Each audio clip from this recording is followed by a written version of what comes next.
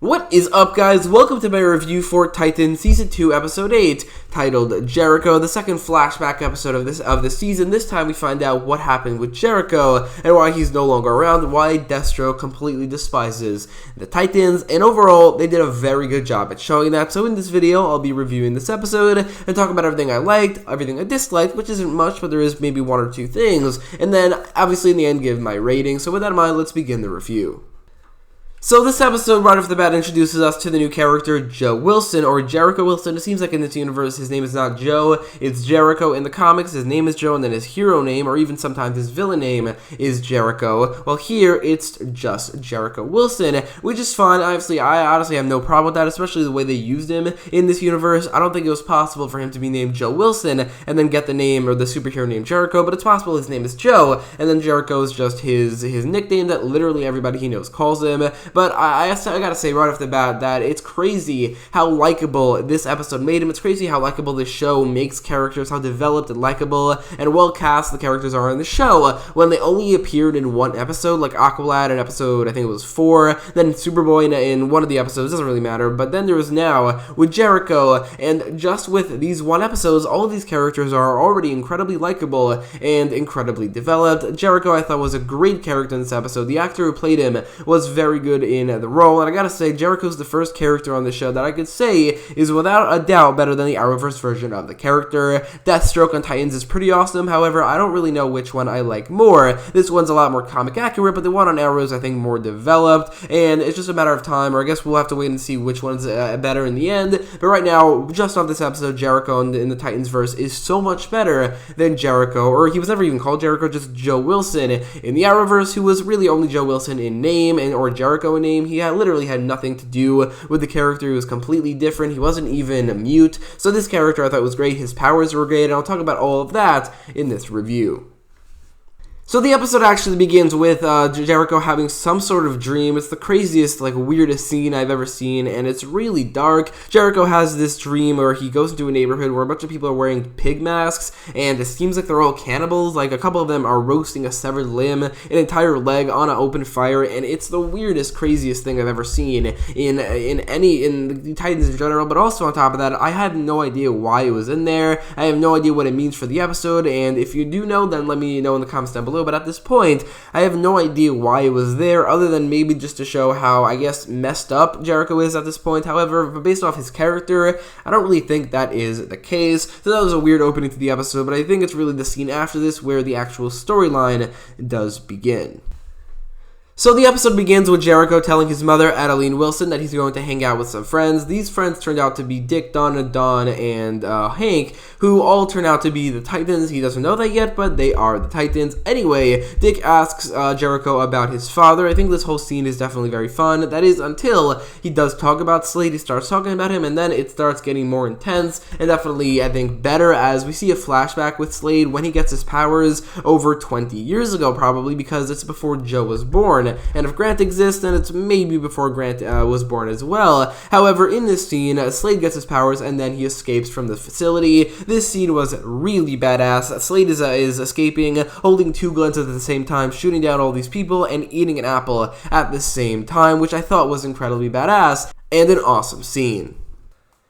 But this campfire scene does continue. Like I said, it's a pretty great scene, but we do see other flashbacks. One flashback of Slade Wilson returning from some sort of mission. It seems like he was already an assassin. He somehow already lost his eye. In the comics, Adeline Wilson was the one who shot his eye out, while on Arrow, it was Oliver Queen who stabbed him with an arrow in the eye. For some reason, that never healed. In the Titans verse, it's not confirmed how he lost his eye. It's probably on some sort of mission. I don't know why it didn't heal, but I guess it's probably the same reason it doesn't heal in the comics. But he already has his eye patch on. He reunites with Adeline, also reunites with Jericho, and this scene I thought was great. I think the relationship between Slade and Jericho, the chemistry, the father-son chemistry between the actors who play these two characters was really, really good, making the end result of why Slade hates the Titans so much in the present day make a lot more sense. I mean, obviously made sense, but this obviously makes it more personal and more, real in this episode, and I thought they did a great job at that. And in yet another flashback, the Wilsons are attacked, Slade fights back and successfully kills all of them. It's incredibly brutal and gory. And speaking of brutal and gory, Jericho's throat is completely slit. This is how he lost the ability to talk. This is why he is currently completely mute, which I thought was, I'm pretty sure it's the exact same way as in the comics. I wouldn't really know. I've never read anything related to Jericho, or at least its origin story before, but I've heard that's the exact same way he lost the ability to talk in the comics. I thought it might have been that he was born that way. He was born mute,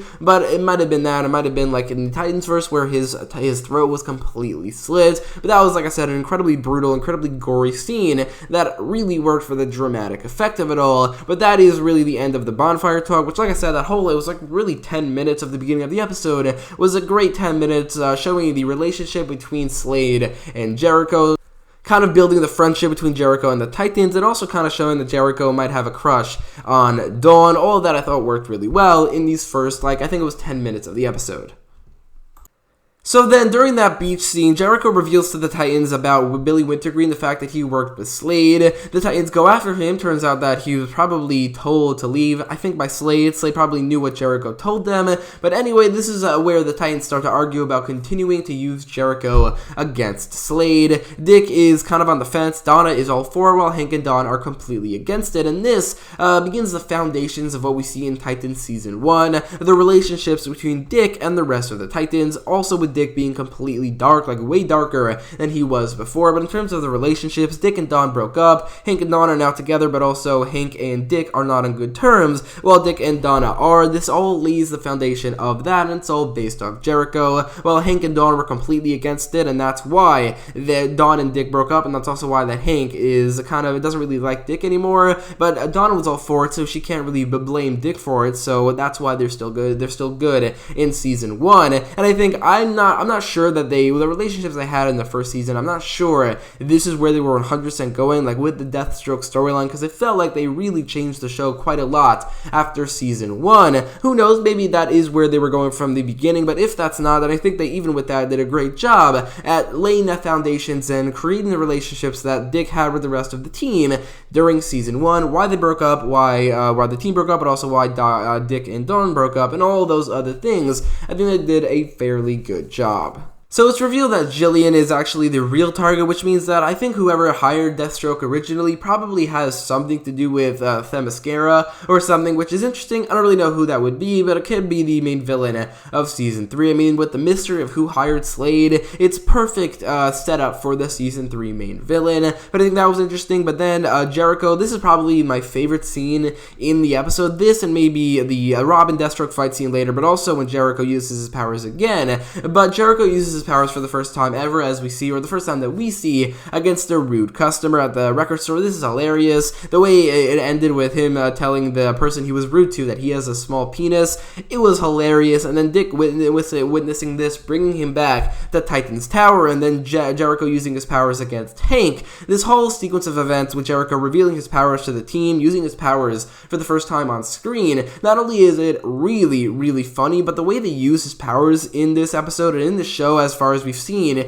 is so much more interesting than whenever we've seen it before. Like, it's practically the same thing, but it's never been used in this way, like Jericho taking over somebody's body just for a joke or just for making him feel bad for being rude earlier. I mean, typically it's taking over somebody's body for some sort of strategic advantage or in a fight. Well, here it was really just for fun and just to show the audience, and I thought that was great. And Jericho's abilities are so much fun in this episode, which is why I really hope he comes back. It's possible he is still alive, as obviously he died at the end of the episode. Considering he has the ability to put his mind into somebody else's body, I would assume that it's possible that he can return, and I really hope he does. I think that the episode before this one, it definitely kind of hinted at the fact that Jericho is still alive. With Aqualad dead, I think at least Jericho should stay around, but I think either way, Jericho is an incredibly likable character, and also his powers are so cool, at least in this episode, but also not only cool, they're really fun, and they make for some very funny scenes. So after Jericho reveals his powers to the audience and then the team, he tells the Titans about when he revealed it to his father. A flashback shows Slade learning about Jericho's powers, and like I said earlier, the relationship between Slade and Jericho was built up incredibly well in this episode, and this is one of the more pivotal scenes for that relationship.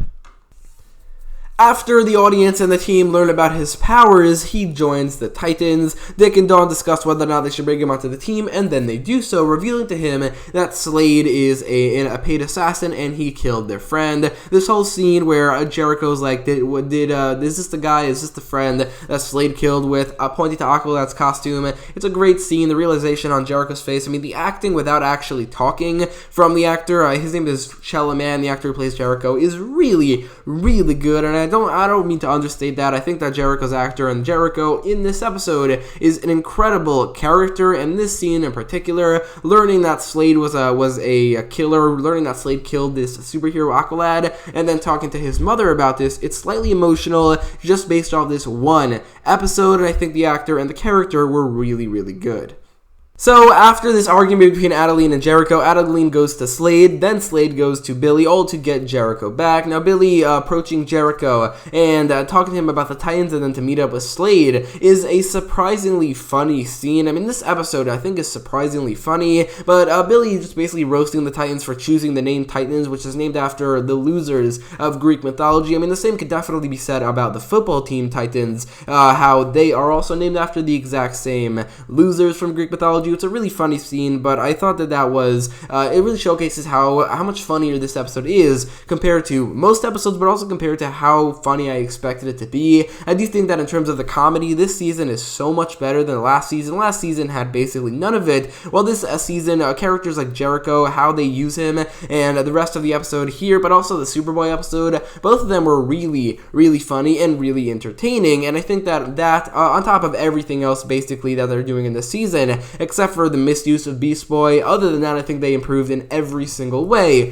from Season 1. So, Dick and Dawn discuss Dick's darkness. Like I said earlier, I like how they lay the foundation of Dick and Dawn's breakup, but also like the breakup of the Titans, so that was a good scene. There's also a scene of Dick and Jericho talking, them becoming closer and becoming better friends. It's, I think, another great scene from this episode, but then we get a pretty epic scene, pretty incredible scene. Deathstroke draws Donna out, and they fight. This scene shows how menacing, how unstoppable Deathstroke actually is. Donna has superpowers. She's an Amazonian. I wouldn't say she's nearly as powerful as Wonder Woman, as I don't think Wonder Woman would really have a problem with Deathstroke, and Donna obviously does, but also she is not really impervious to anything. She was sliced up pretty bad in this fight. I mean, she heals pretty fast, but she's nowhere near as powerful as Wonder Woman. Even without that, she's very powerful, way more powerful than the other three members of the Titans, Robin, Hawk, and Dove, who have no powers. But this fight, she gets her ass handed to her, and it's a very one-sided fight. It's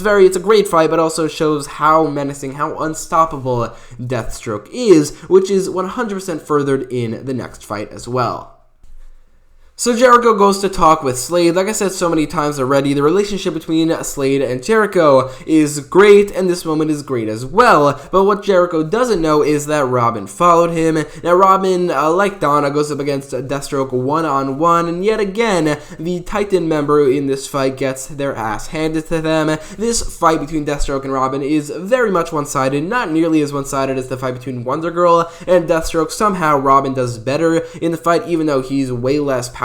He has no powers whatsoever, but anyway, Robin definitely holds his own for a while, but Deathstroke kicks his ass. It's a great scene, but just the fact that we now have a scene where Robin fought Deathstroke obviously reminded me of the Teen Titans TV show. The rivalry between Robin and Deathstroke in that show was, I think, incredible, and I really had some of those vibes in this fight scene. Robin versus Deathstroke, a fight that we've seen, but only with Robin not wearing a costume, so it's just Dick Grayson versus Deathstroke, and it just makes me so much more excited. I mean, we see Dick Grayson versus Deathstroke, now Robin versus Deathstroke, and probably sooner than later, we're going to see a fight between Nightwing and Deathstroke, probably in the finale, but I am beyond excited for that fight, and I hope it's a one-on-one, ending with Nightwing's victory over Slade.